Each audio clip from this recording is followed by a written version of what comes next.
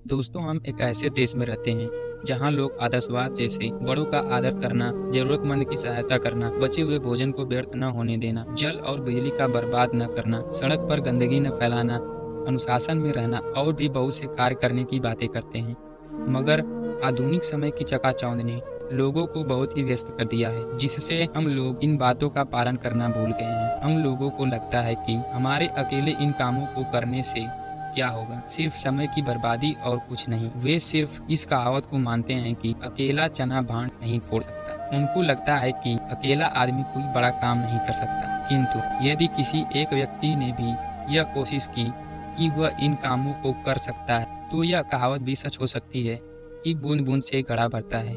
इसका मतलब है कि अगर एक व्यक्ति किसी बड़े काम को थोड़ा थोड़ा करता है तो कुछ समय में वह काम खत्म हो जाएगा। आज एक ऐसे ही व्यक्ति की कहानी सुनाऊंगा जो इस कहावत को सच साबित करता है। एक बार की बात है, एक छोटे से शहर में एक राजीव नाम का लड़का रहता था। वह बहुत ही दयावान था। राजीव दूसरों का कष्ट नहीं देख सकता और वह सबकी इज्जत करता था।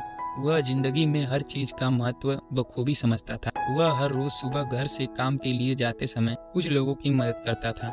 जैसे सबसे पहले वह घर की बालकनी से गिरते हुए पानी को व्यर्थ होने से बचाने के लिए वहां एक छोटे से पौधे वाला गमला रख देता, जिससे पानी उस पौधे में गिरे। इसके बाद वह थोड़ा और आगे जाता है। वहां एक आदमी का ठेला एक गड्ढे में फंस जाता है। उसकी मदद के लिए कोई आगे नहीं आता। तब राजीव उसकी मदद करता है। इसके बाद थोड़ा और आगे चलने पर एक बहुत ही गरीब लड़की जो पढ़ना चाहती थी, वह हर रोज वहां फुटपाथ पर बैठकर भीख मांगती थी ताकि उसके पास कुछ पैसे इकट्ठे हो सके और वह पढ़ाई कर सके। राजीव उसे रोज कुछ पैसे देता है। इस तरह वह हर रोज कुछ लोगों की मदद करता है। ऐसा वह हर रोज करता है। एक आदमी राजीव को यह सारे काम करते हुए देखता है। एक दिन वह आदमी राजीव से पूछता है कि भाई साहब, आप रोज इन लोगों की मदद करते हो, लेकिन इससे आपको क्या फर्क पड़ेगा? इससे केवल समय की बर्बादी होगी।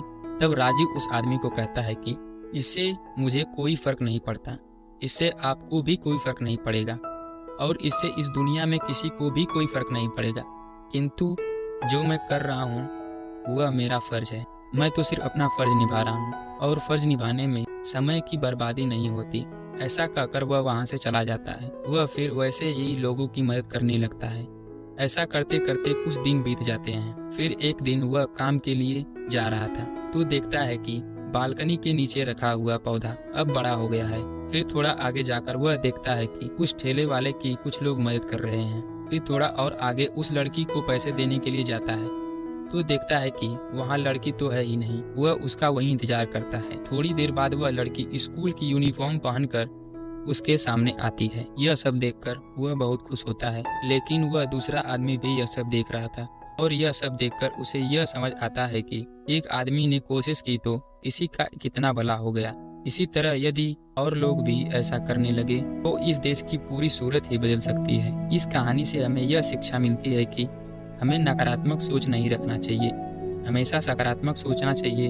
फालतू कामों में पैसा खर्च करने से अच्छा है किसी जरूरतमंद की मदद करें, क्योंकि इससे आपको तो खुशी मिलेगी मगर आपकी मदद करने से किसी को नया जीवन मिल जाएगा। किसी जरूरतमंद की मदद करना समय की बर्बादी नहीं बल्कि अपना फर्ज समझना चाहिए। यह कभी नहीं सोचना चाहिए कि एक अकेले आदमी की कोशिश से क्या होगा।